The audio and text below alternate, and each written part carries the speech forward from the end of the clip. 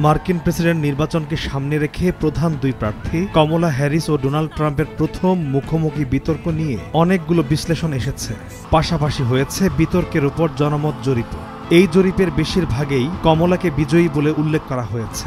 অপরদিকে এও বলা হচ্ছে প্রথম বিতর্কে কমলা হ্যারিসের খোঁচা খেয়ে ডোনাল্ড ট্রাম্প খেই হারিয়ে ফেললেও এটাকে কৌশল হিসেবে নিতে পারেন তিনি।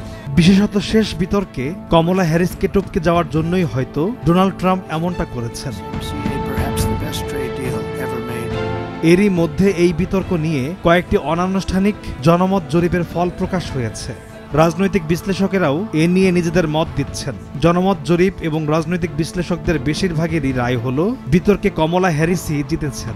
বিতর্কে দর্শকদের ওপর CNN পরিচালিত এক জরিপে দেখা গেছে কমলা হ্যারিস জয়ী হয়েছেন। 63% মানুষ তাকে জয়ী বলে মনে করছেন, আর ট্রাম্পকে জয়ী বলে মনে করছেন মাত্র 37% মানুষ। তবে বিতর্কের পর সিদ্ধান্তহীনতায় থাকা ভোটারদের নিয়ে আনুষ্ঠানিক কোনো জরিপের ফল এখনো প্রকাশ করা হয়নি।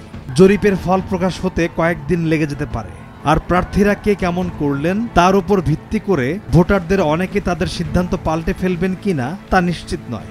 তবে কমলা হ্যারিস কি আসলে জিতেছেন, নাকি ট্রাম্পের দুর্বলতাই তাকে বিজয়ী করে তুলেছে, এ নিয়েও প্রশ্ন রয়েছে। এই ব্যাপারে বিশেষজ্ঞদের কেউ কেউ বলছেন ট্রাম্পের দুর্বল জায়গাগুলোতে খোঁচা দিয়ে সাফল্য পেয়েছেন কমলা হ্যারিস।